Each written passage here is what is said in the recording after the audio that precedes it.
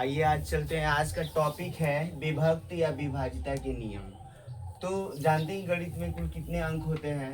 Total 10 अंक होते हैं, लेकिन संख्या हमारा एक अंकों की होती है या अंक होते हैं 1 से लेकर 9 तक।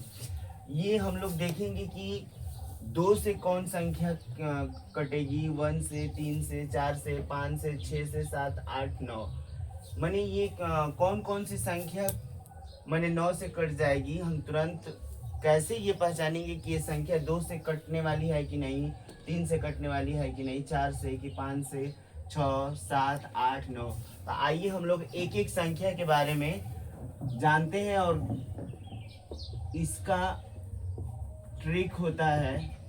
तो सबसे पहले हम लोग 2 का देखते हैं। 2 से विभक्त होने वाली, 2 से विभक्त होने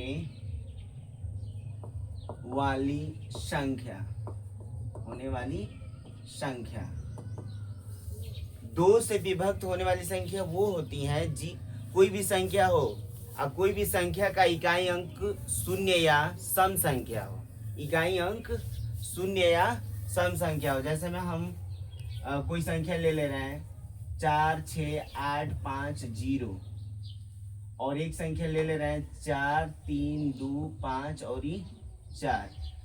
अब ये जो दी हुई संख्या है, मैं एग्जाम्पल में हम लोग एग्जाम्पल में देखते हैं कि ये संख्याएं जो दी हुई है क्या ये 2 से विभक्त है पूर्णतः। तो हम पहले इकाई अंक देखेंगे, इकाई के स्थान पे। तो 2 का विभक्त का नियम होता है इकाई के स्थान पर सम या तो शून्य, दोनों में से कोई होनी चाहिए, सम संख्या होनी चाहिए या तो शून्य। तो अब देखिए ये संख्या दी हुई है, पूछा जा रहा है क्या ये 2 से विभक्त होगी। तो कहोगे आप हाँ 2 से विभक्त होगी, क्योंकि इसका इकाई अंक शून्य है। और ये भी संख्या पूछा जाए कि क्या ये 2 से विभक्त है, तो कहोगे हाँ ये 2 से पूर्णतः विभक्त है, क्योंकि यहाँ पर भी इसके इकाई के स्थान पर क्या दिया है, सम दिया है।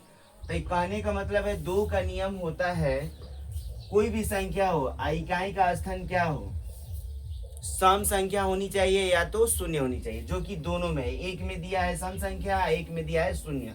तो ये दोनों संख्या 2 से क्या होंगी, पूर्णतः विभक्त होंगी। ये दोनों संख्याएं 2 से पूर्णतः विभक्त होंगी। तो 2 का नियम है कोई भी संख्या हो, बस इकाई अंक ध्यान दीजिए कि आपका इकाई अंक क्या है, सम संख्या है या शून्य है। जब सम संख्या होगी तो भी वो 2 से कटेगी पूर्णतः, और 0 होगा तो भी वो पूर्णतः 2 से विभक्त होगी।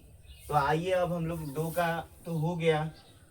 एक की भूमिका तो वही होती है, वो अपना वही इसका कोई रूल नियम नहीं है, वंश का वन ही रहता है, जो दिया है वो वही सेम हो जाएगा। तो हम लोग 2 से स्टार्ट करते हैं और 2 का नियम खत्म हो गया। अब हम लोग चलते हैं 3 पे। दूसरा है 3 से विभक्त होने वाली, 3 से विभक्त होने वाली संख्या। 3 का से कौन सी संख्या विभक्त होगी, कोई भी संख्या दिया हो।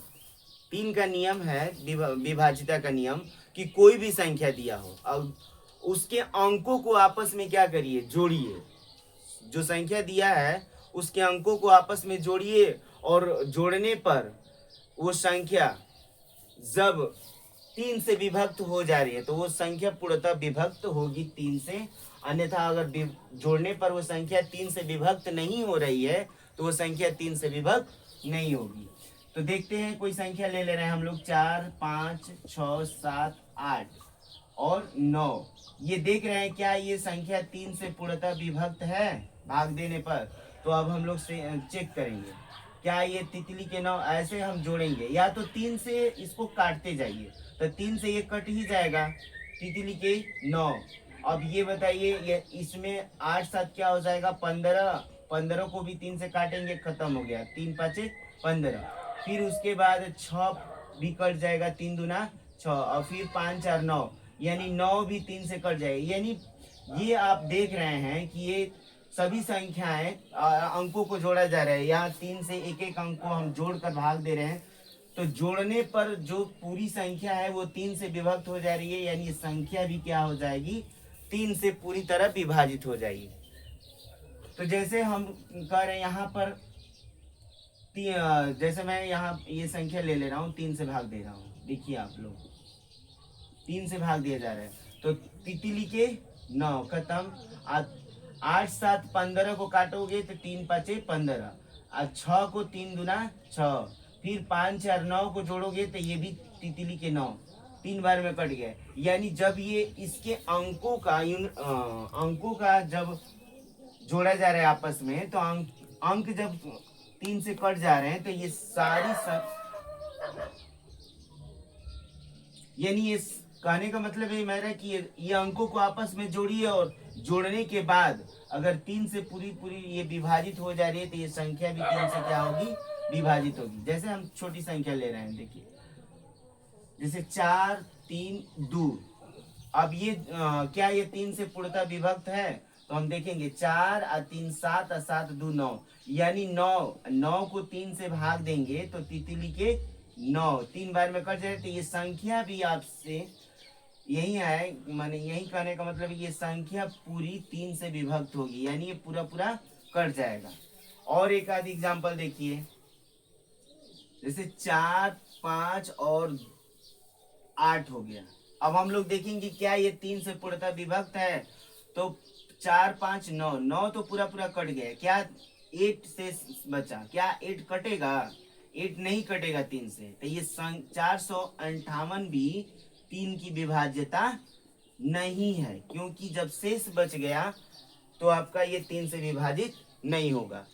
तो 3 का विभाज्यता का नियम यही कहता है कि कोई भी संख्या दिया हो और उस संख्या को, जो संख्या है उसके अंकों को आपस में जोड़िए, और जोड़ने के बाद अगर वो संख्या 3 से कट जा रही है तो उस संख्या भी अवश्य आपका 3 से विभाजित होगी। अगर नहीं कटेगी, अंकों को आपस में जोड़ने पर 3 से विभक्त नहीं हो रही है, तो अवश्य वो संख्या 3 से विभक्त नहीं होगी। जैसे हम लोग अभी 458 को देखे हैं, जो कि इसके अंकों को जोड़ेंगे और आपस में जोड़ेंगे तो आपका 17 होगा, और 17 जो कि 3 से विभाजित नहीं होता है, तो ये संख्या भी आपस में विभाजित नहीं होगी, किससे, 3 से, इसलिए 3 की विभाज्यता नहीं है।